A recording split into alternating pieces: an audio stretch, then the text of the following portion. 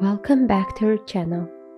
Today we're reading War and Peace by Leo Tolstoy, Book 1, Chapter 19. At the man's end of the table, the talk grew more and more animated. The colonel told them that the declaration of war had already appeared in Petersburg, and that a copy which he had himself seen had that day been forwarded by courier to the commander-in-chief. "And why the deuce are we going to fight Bonaparte?" remarked Shinshin. "He has stopped us through a cackle, and I fear it will be our turn next." The colonel was a stout, tall, plethoric German, evidently devoted to the service and patriotically Russian. He resented Shinshin's remark. "It is for the reason, my good sir," said he, speaking with a German accent, "for the reason that the Emperor knows that. He declares in the manifesto that he cannot view with indifference the danger threatening Russia, and that the safety and dignity of the Empire, as well as the sanctity of its alliances." He spoke this last word with particular emphasis, as if in it lay the gist of the matter. Then, with unerring official memory that characterized him, he repeated from the opening words of the manifesto: "And the wish, which constitutes the Emperor's sole and absolute aim, to establish peace in Europe on firm foundations, has now decided him to dispatch part of the army abroad and to create a new condition for the attainment of that purpose.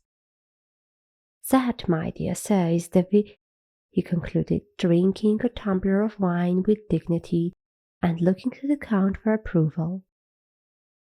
"Connaissez-vous le proverbe? Do you know the proverb? Jerome, Jerome, do not roam, but turn spindles at home," said Shinshin, puckering his brows and smiling. "Cela nous convient à merveille. That suits us down to the ground."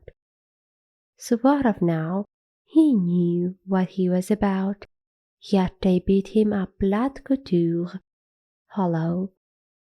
"And where are we to find Suvorovs now? Je vous demande un peu. I just ask you that," said he, continually changing from French to Russian.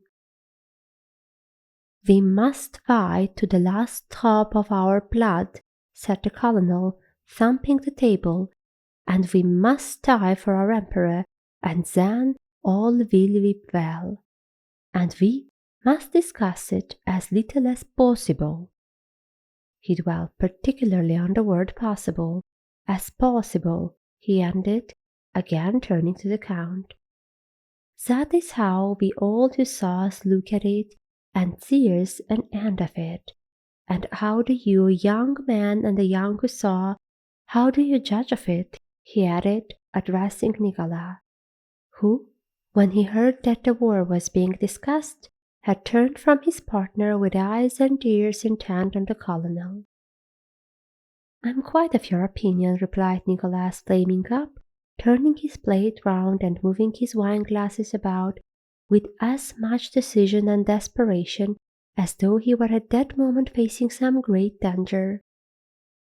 "I am convinced that we Russians must die or conquer," he concluded, conscious, as were others, after the words were uttered, that his remarks were too enthusiastic and emphatic for the occasion, and were therefore awkward. "What you said just now was splendid," said his partner Julie. Sonia trembled all over and blushed to her ears behind them and down to her neck and shoulders while Nicholas was speaking. Pierre listened to the colonel's speech and nodded approvingly. "That's fine," said he.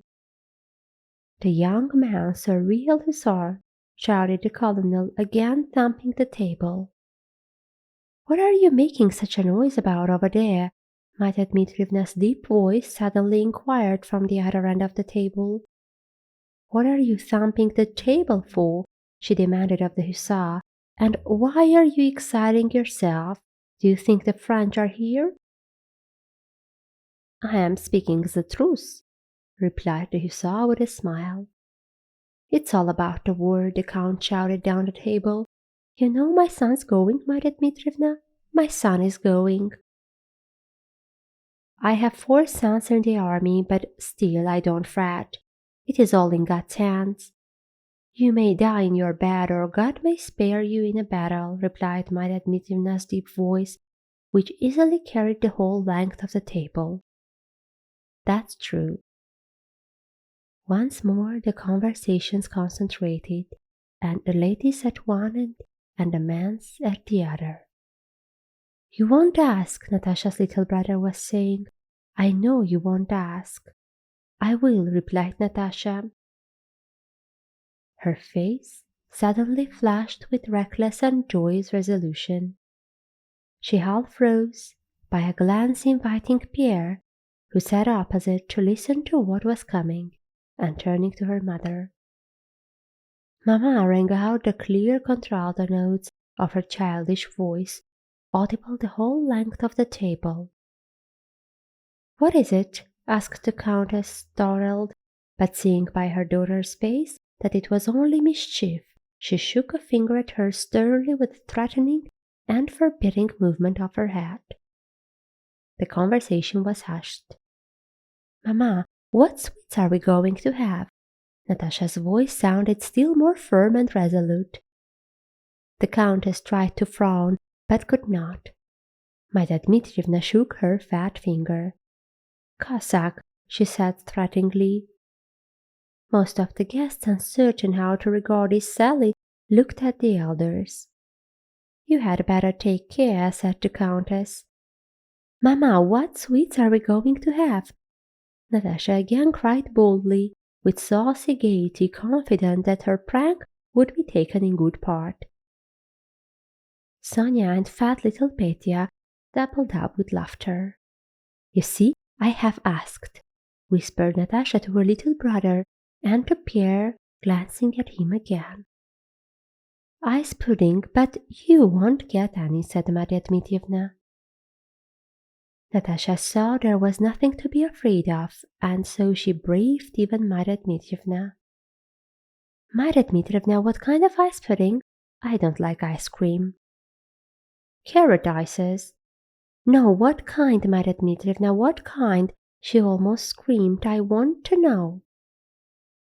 Marya Dmitrievna and the Countess burst out laughing, and all the guests joined in.